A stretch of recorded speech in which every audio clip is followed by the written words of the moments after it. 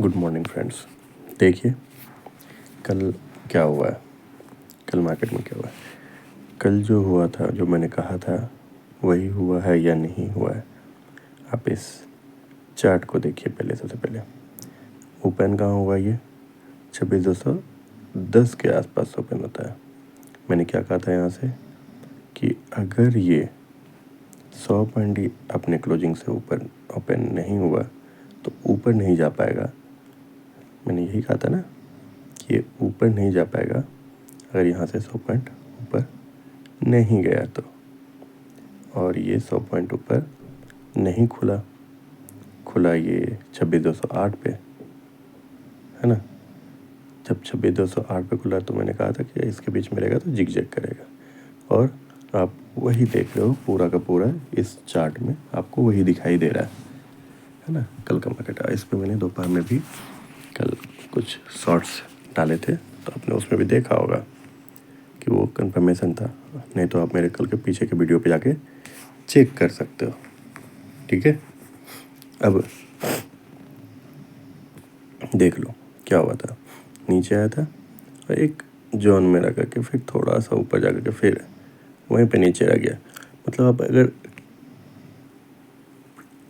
देखो तो एक लाइन खींच लो आप इसे, तो एक देखो, एक लाइन के अंदर ये रह रहा है, एक एरिया, एक वॉर जोन टाइप का बनाया है। लेकिन किस तरह का वॉर जोन बनाया, आप इसे थोड़ा सा छोटा करते हैं इसे, देखिए कैसा दिख रहा है। तो आपको एक नया चीज़ आपको दिखेगा। देखिए तो कोई पैटर्न आपको दिख रहा है क्या। अगर आप यहाँ नीचे से देखें तो कोई पैटर्न आपको दिख रहा है, दिखा। अगर दिखा है तो कमेंट बॉक्स में डाल के बताइए।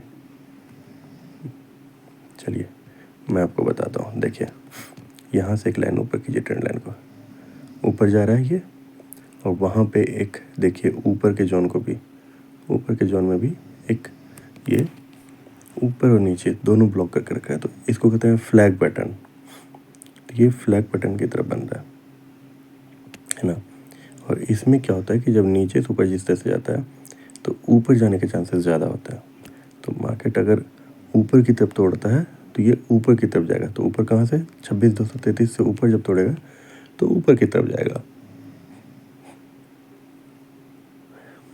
ठीक है। अब आपको अगर नीचे तोड़ दिया तो, अगर मार्केट गैप डाउन ही खुला तो कहाँ तक जा सकता है। तो चलिए नीचे का भी एक सपोर्ट लेवल देख लेते हैं कि मार्केट में नीचे सपोर्ट लेवल कहाँ पर है। पहला सपोर्ट लेवल जिससे कि मार्केट कहीं पर आकर रुक जाए।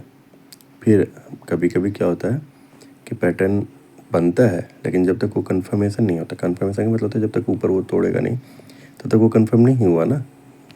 बन तो गया लेकिन कंफर्म नहीं किया, तो कंफर्म होना ज़रूरी है। तब कंफर्म नहीं है तो कहाँ पे नीचे सपोर्ट है वो भी देख लिया जाए।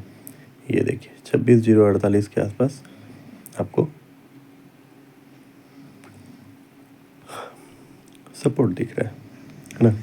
चलिए इस लाइन को डाल देते हैं। हाँ, तो अगर मानिए यहाँ नीचे टूटता है, इस पैटर्न से नीचे आता है, तो ये अभी 26,048 फिर भी आप देखिए तो 120 पॉइंट का एक बन ही गया। 120 पॉइंट नीचे आ सकता है।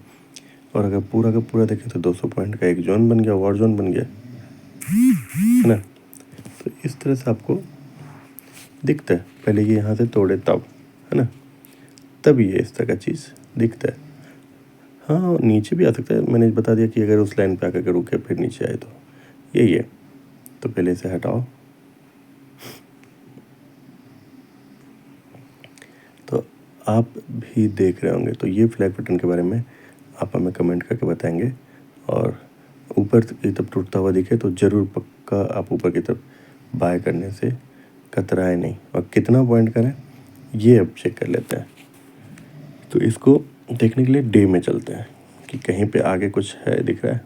देखिए डे में दिख रहा है 325 के आसपास आपको एक रेजिस्टेंस दिख रहा है, यानी कि अभी 26,177 पे है।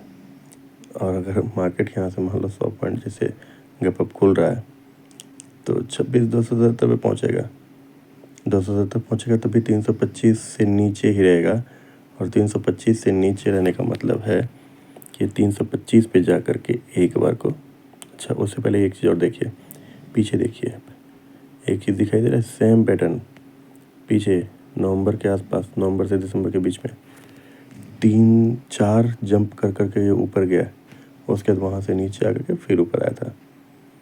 और अभी भी देखिए 3 जंप आपको दिख रहा है, देख रहे हैं? अभी चलिए यहाँ देखिए, यहाँ पे 3 जंप करते करते गैप अप करके ऊपर आया और यहाँ पे रुका है। तो अभी हालांकि छोटा है, तो एक बार और गैप जंप मार सकता है, और गैप जंप मारने के बाद डिपेंड करता है कि अगला 325 को क्रॉस कर जाए, ठीक है। तो 325 को अगर क्रॉस कर जाता है तो समझिए फिर ये ऊपर जाएगा। तो यही है हमारा आज का, ठीक है। चलिए फिर मिलते हैं, धन्यवाद।